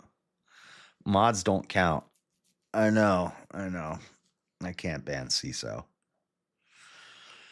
Therefore, hear the counsel of the Lord that he hath taken against Edom, and his purposes that he hath purposed against the inhabitants of Teman.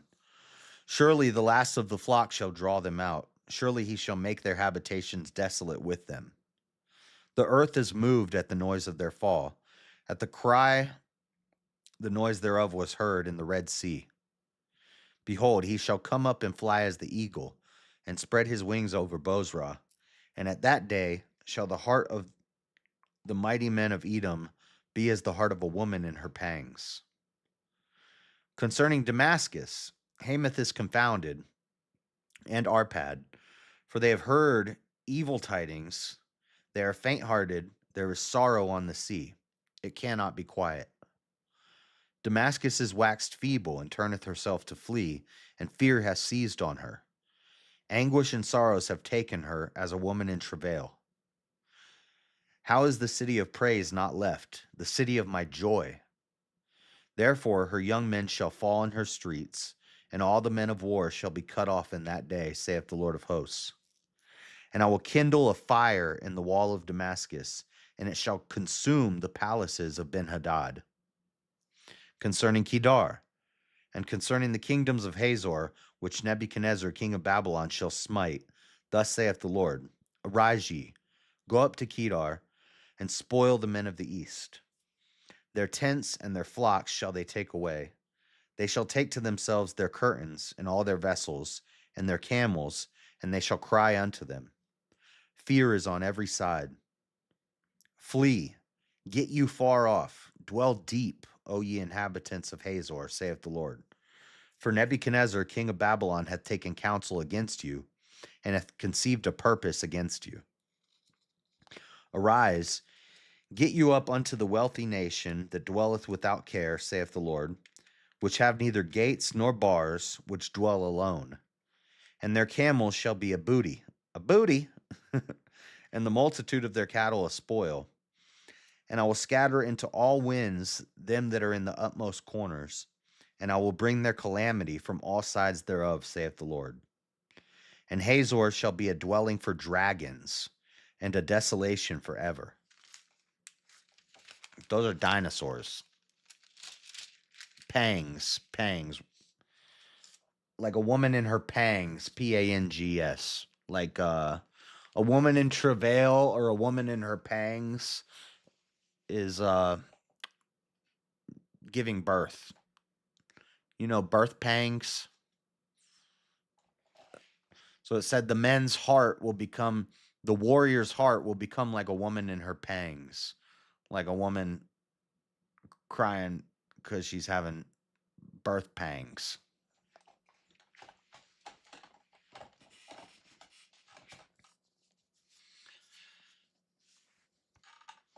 Yeah, I don't know what the difference is between a woman in pangs and a woman in travail. Travail, I think, is while she's with child, and then pangs is while she's giving birth.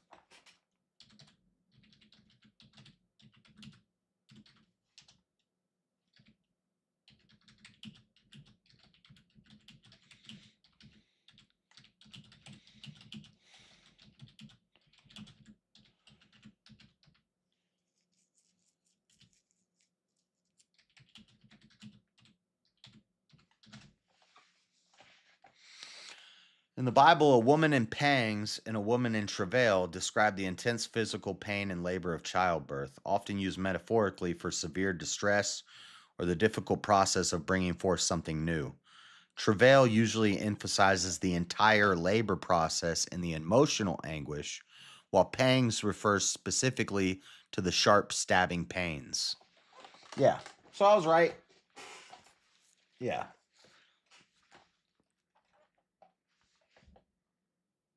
So similar but different.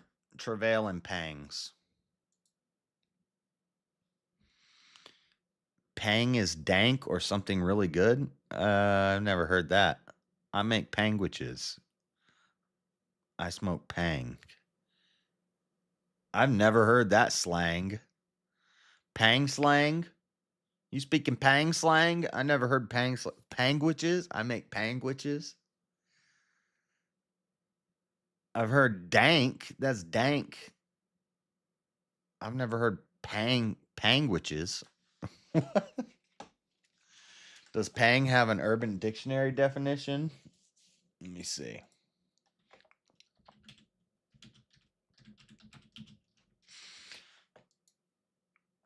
Pang, high quality marijuana.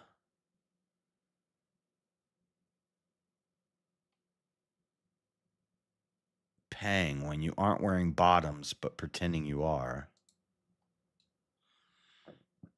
Pang is the male genitalia, the wee, the wiener, often referring to in the excited state is the pang.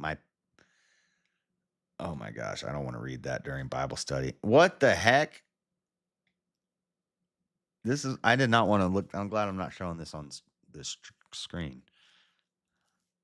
Pang is the sudden urge to want to hook up or make out with an unlikely person. Ew, you had a pang for him? Pang. The verb to pang means to smell of urine. That old folks' home really pangs.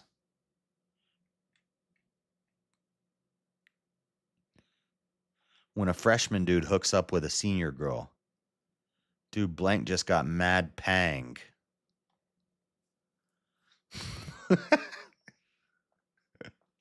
Topanga?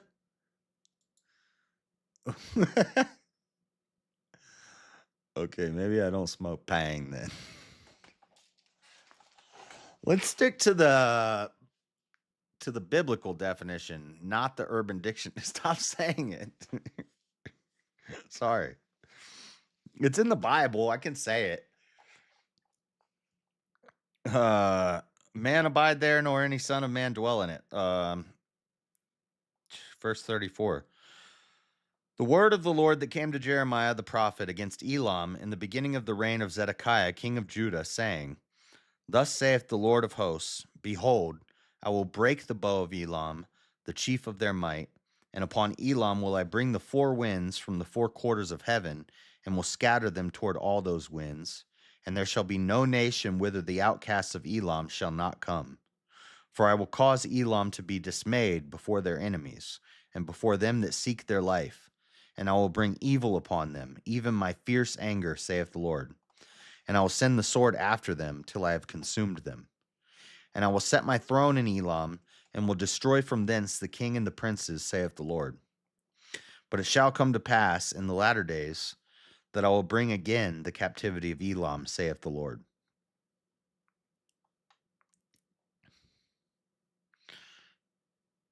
Coco Shuko's hella sus now. You're dumb. Yeah, man. These are long chapters. We're not going to get through this today. That's fine. I'm going to change the title. We'll do one more chapter because 50 is a long chapter. Yeah, 50 is really long. We'll do one more chapter. I'm just going to change the title because we are not finishing today. This is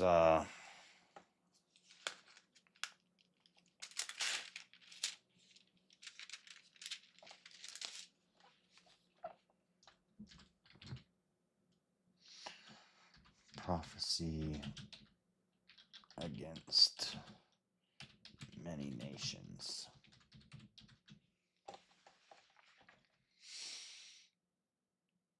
Save.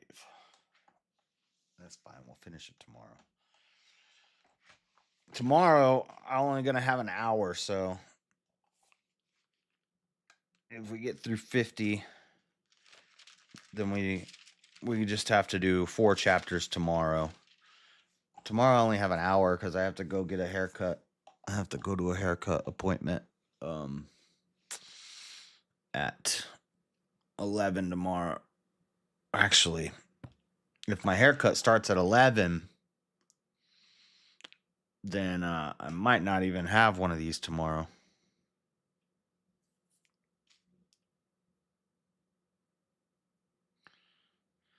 Now you need to title the future stream, The Maryland is Banned Party and Grift. Tell people you either raise X amount or I unban her.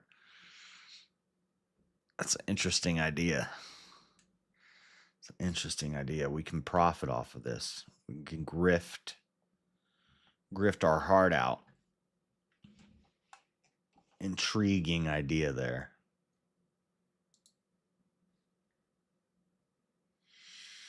Intriguing.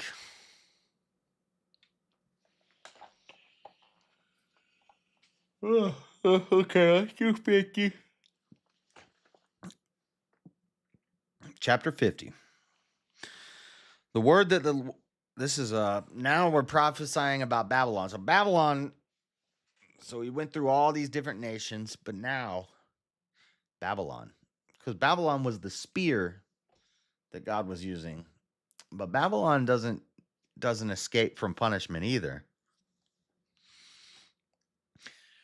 Chapter 50.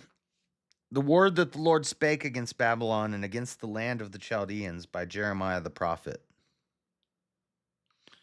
Have you ever tried shaving your head, like buzzing it down to number 2 or 3?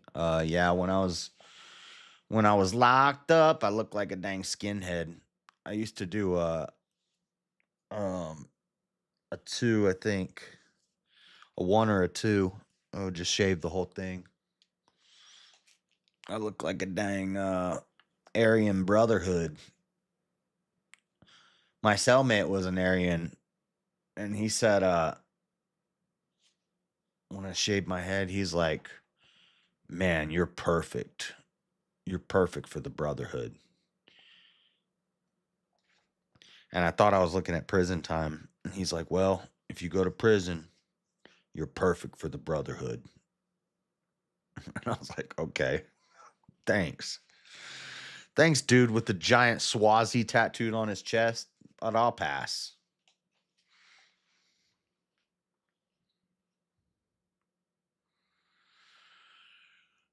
Hopefully you'll miss tomorrow and forever teaching my book. No, even if I miss tomorrow, I'll be back doing this again next week, dummy.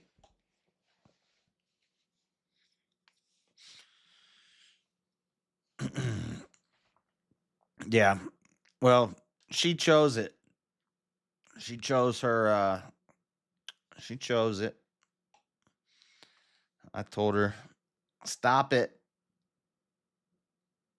Cut it out or leave." And she said, "Fine, I'm going to leave." And then she told us like 20 times that she was leaving and she wouldn't leave. And I said, "Stop saying you're going to leave and leave." She said, "I left the Discord. Don't talk to me anymore. I'm leaving." Over and over and over again.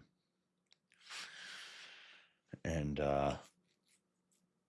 then finally she's like, "I just unsubbed." And I was like, "All right, then you're banned. Bye."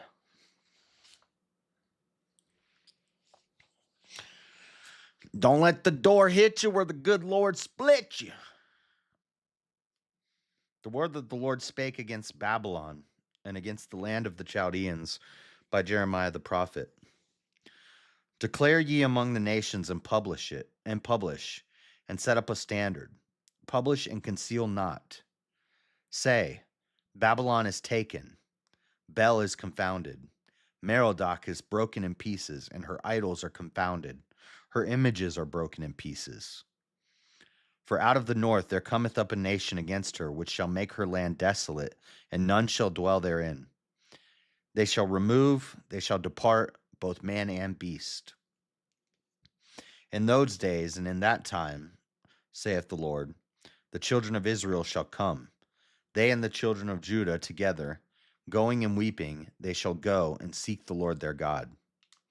They shall ask the way to Zion, with their faces thitherward, saying, Come and let us join ourselves to the Lord in a perpetual covenant that shall not be forgotten. My people hath been lost sheep. Their shepherds have caused them to go astray. They have turned them away on the mountains. They have gone from mountain to hill. They have forgotten their resting place. All that found them have devoured them, and their adversaries said, We offend not, because they have sinned against the Lord, the habitation of justice, even the Lord, the hope of their fathers. Remove out of the midst of Babylon, and go forth out of the land of the Chaldeans, and be as the he goats before the flocks.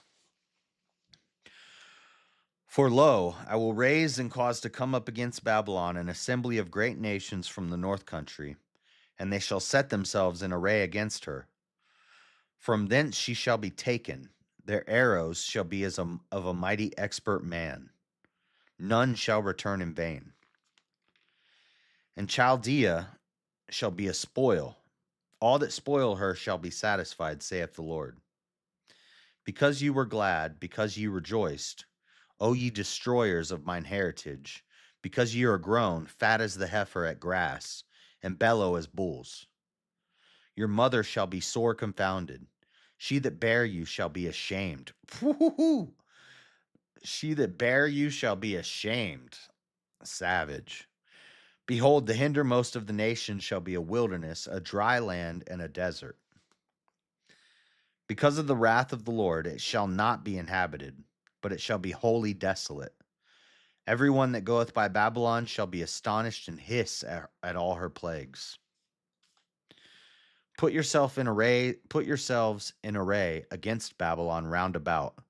All ye that bend the bow, shoot at her, spare no arrows, for she hath sinned against the Lord. Shout against her round about. She hath given her hand, her foundations are fallen, her walls are thrown down, for it is the vengeance of the Lord. Take vengeance upon her, as she hath done, do unto her. God commands Israel to take vengeance upon Babylon. They say vengeance is God's alone. Well, yeah, but God could also command you to take vengeance on account of him. Cut off the sower from Babylon, and him that handeth the sickle in the time of harvest.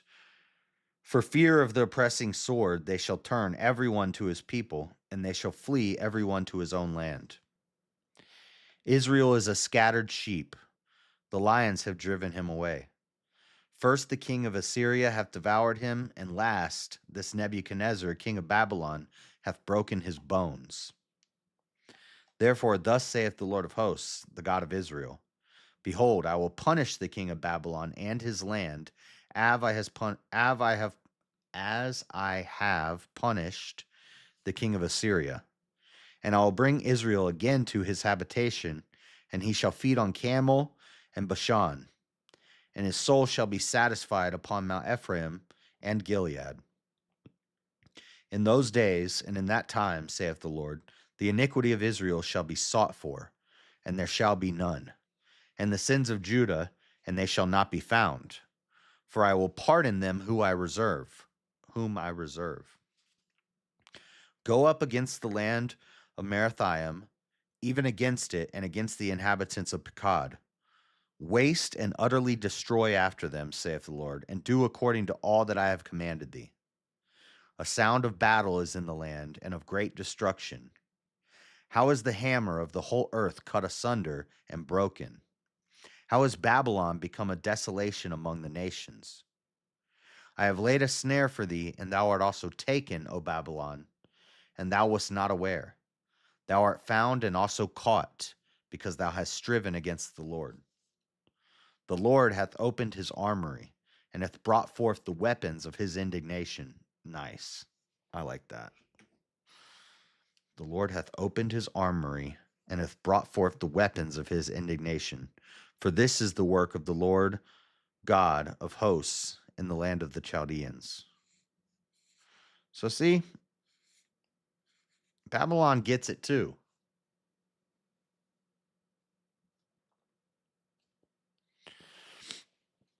Explain verse 4, where is Gentiles? In those days and in that time, saith the Lord, the children of Israel shall come and the children of Judah together, going and weeping. They shall go and seek the Lord their God. What? This is talking about Babylon and the remnant of Israel that are slaves in Babylon. We just talked about Gentiles for the last 10 chapters. You have no idea what you're talking about ever. You're just as bad as Maryland. You just haven't gotten to the point where you annoy me enough yet. And I kind of like letting people see what you people think. And by you people, I mean Hebrew Israelites. I like the stupidity to be on display. If you think that we haven't read about Gentiles, you should think again, because they're mentioned many times in Isaiah and Jeremiah. Come against her from the utmost border upon her storehouses, cast her up as heaps, and destroy her utterly. Let nothing of her be left. Slay all her bullocks, let them go down to the slaughter. Woe unto them, for their day is come, the time of their visitation. The voice of them that flee and escape out of the land of Babylon, to declare in Zion the vengeance of the Lord our God, the vengeance of his temple. Call together the archers against Babylon, all ye that bend the bow. Camp against it round about. Let none thereof escape. Recompense her according to her work. According to all that she hath done, do unto her. For she hath been proud against the Lord, against the Holy One of Israel. Therefore shall her young men fall in the streets, and all her men of war shall be cut off in that day, saith the Lord. Behold, I am against thee, O thou most proud, saith the Lord of hosts. For thy day is come, the time that I will visit thee. And the most proud shall stumble and fall, and none shall raise him up. And I will kindle a fire in his cities, and it shall devour all round about him. Thus saith the Lord of hosts, the children of Israel and the children of Judah were oppressed together, and all that took them captives held them fast. They refused to let them go. Their Redeemer is strong, the Lord of hosts is his name. He shall surely plead their cause, that he may give rest to the land and disquiet the inhabitants of Babylon. A sword is upon the Chaldeans, saith the Lord, and upon the inhabitants of Babylon, and upon her princes, and upon her wise men. A sword is upon the liars, and they shall dote. A sword is upon her mighty men, and they shall be dismayed. A sword is upon their horses, and upon their chariots, and upon all the mingled people that are in the midst of her. And they shall become as women. A sword is upon her treasures, and they shall be robbed. A drought is upon her waters, and they shall be dried up. And it is the land of graven images, and they are mad upon their idols. Therefore the wild beasts of the desert with the wild beasts of the islands shall dwell there, and the owls shall dwell therein, and it shall be no more inhabited forever, neither shall it be dwelt in from generation to generation. As God overthrew Sodom and Gomorrah and the neighbor cities thereof, saith the Lord, so shall no man abide there, neither dwell any son of man dwell there. So shall no man abide there, neither shall any son of man dwell therein. Behold, a people shall come from the north, and a great nation, and many kings shall be raised up from the coasts of the earth. They shall hold the bow and the lance. They are cruel and will not show mercy. Their voice shall roar like the sea, and they shall ride upon horses. Every one put in array like a man to battle against thee, O daughter of Babylon. The king of Babylon hath heard the report of them, and his hands wax feeble. Anguish took hold of him, and pangs as of a woman in travail. Pangs as of a woman in travail. So see, pangs and travail. Behold, he shall come up like a lion from the swelling of the Jordan unto the habitation of the strong. But I will make them suddenly run away from her. And who is a chosen man that I may appoint over her? For who is like me, and who will appoint me the time? And who is that shepherd that will stand before me? Therefore, hear ye the counsel of the Lord that he hath taken against Babylon, and his purposes that he hath purposed against the land of the Chaldeans. Surely the least of the flock shall draw them out. Surely he shall make their habitation desolate with them. At the noise of the taking of Babylon, the earth is moved, and the cry is heard among the nations. All right, guys, it's 12:30. I gotta go. I thought we were gonna finish it today, but these are huge chapters. Usually we knock out 10 a day, but these chapters are all like, some of these chapters are like 4 pages.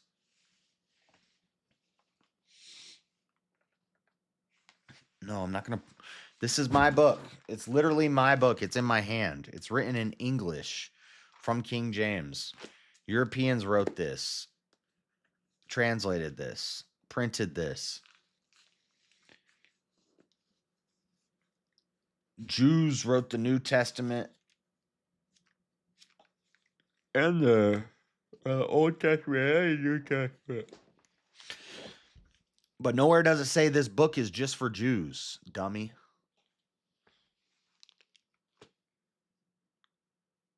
You surely are the same God now as you were back then.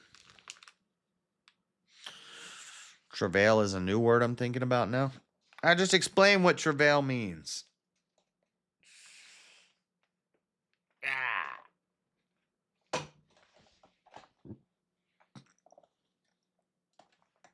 Travail is a French word.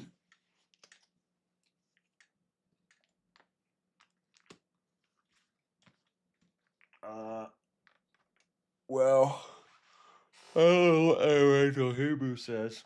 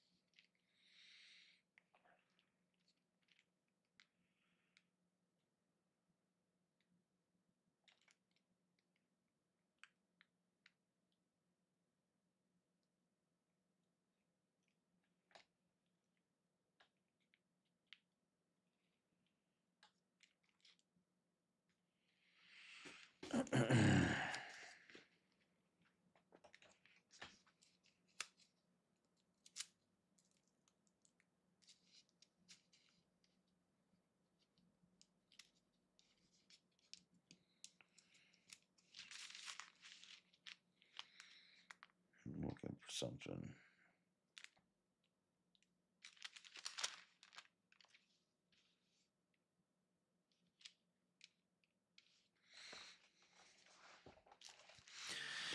Behold, mine servant, whom I uphold, mine elect, in whom my soul delighteth.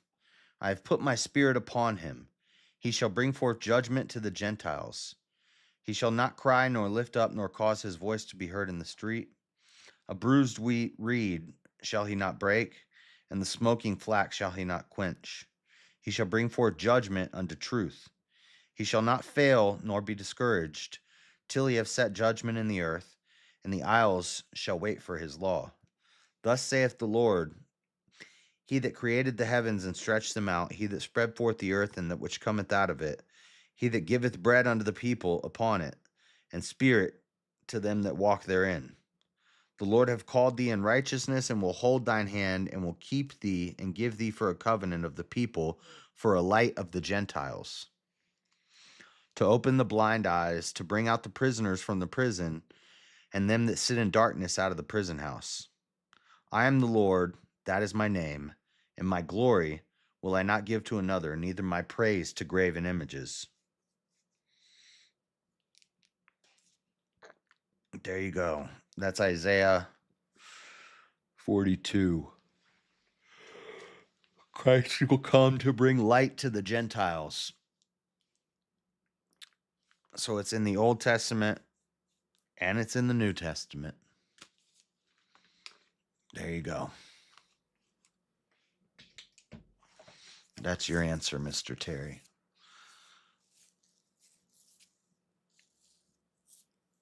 Even though it doesn't even matter because you're not Jewish. Go get a DNA test, dude. I guarantee you have no Israel blood. But you won't do that because you know what it'll say. It'll say you're from like Mozambique or something.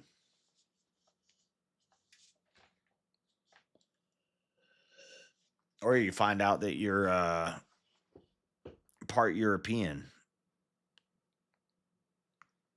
You know you were loved, right? Sure. What the? What the? Sleep on it, let it sink in. What am I sleeping on? The travail? You dumb. Da da da da da da da da da.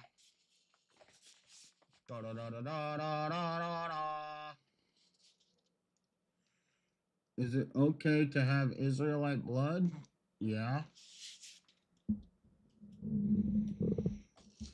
Yeah, I'm talking about Chris Terry. He's a black Hebrew Israelite. He says that we're all Edomites because the white man is not allowed in heaven. We're going to be made slaves to the black man because he's the true Israelite, and that I'm not allowed to be reading. I shouldn't be reading the Bible because it's not made for white people. That's what I'm talking about. We're not talking bad about Israel. I love Israel. I'm just saying he's a dummy. You know their whole identity is being Jewish. I know. But there ain't nothing Jewish about him. That's what I was talking about. I'm saying he should get a DNA test, and I want to see his DNA test and see what percentage Jewish he is.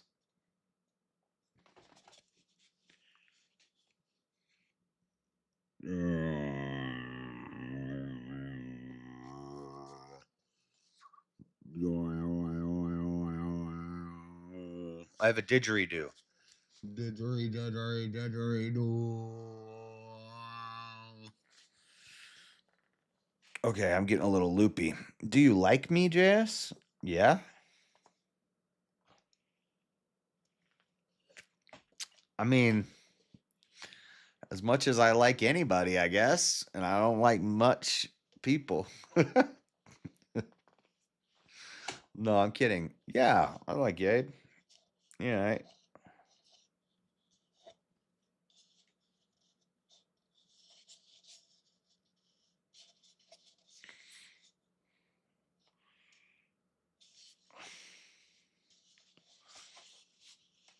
I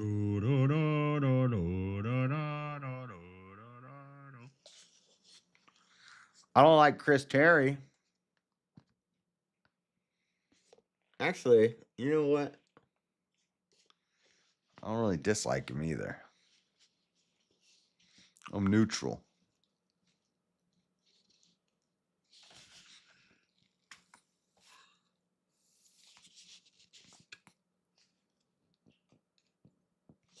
Anyway, I gotta go to bed. What am I doing? I'm getting loopy. I'm sleepy. I think you're a pretty good dude, JS. Well, thanks. Thanks for that. Two mentals don't make a non-mental. Two mentals don't make a non-mental. My parents were mental. You see two mentals hugging, you need to call the police immediately.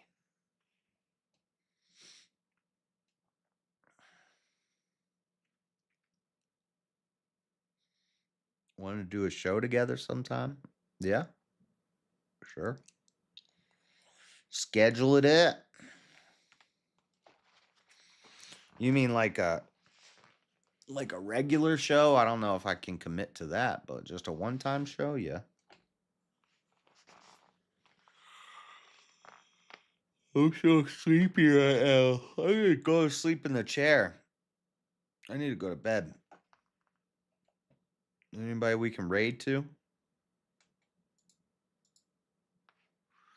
I don't like raiding unless I have at least double digits.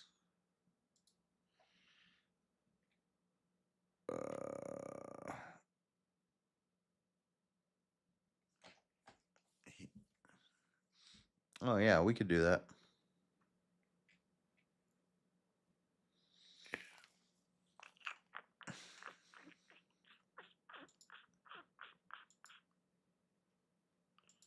Yeah, just message me on Discord or something. I guess we're going to Nick stream. Nick stream. American Anchor baby. Yeah, just message me on Discord. We can do something. I don't even dislike people who think I dislike them. Sometimes I just speak harshly. And I don't know. I think sometimes I think people have thicker skins and then they don't. But anyway, we'll go to the American Anchor baby. Say hi to Nick. Even though nobody at Bond ever thanks anybody for raiding them. Ridiculous. Absolutely ridiculous. That happens a lot online. I know. You're like people that that come from like the Crucible, and if you watch Andrew, he talks smack on everybody on his whole chat. And so the people who come from there come to my stream, and then I do the same thing, and it's like, they get all like snowflakey on me. What the? Anyway, God bless, guys. Have a good day. We'll finish Jeremiah tomorrow. I was going to finish it today, but those are long chapters. Hopefully, we only have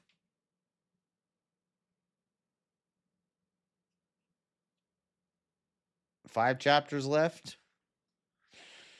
I don't even know if I can finish it tomorrow because I got to get my hair cut. I don't know. We'll see. We'll see what happens. We'll see. If I'm not here tomorrow, I'm getting a haircut. But later, guys. Have a good one. I'm out. Doses. Message me on Discord if we can set something up, babe. Later.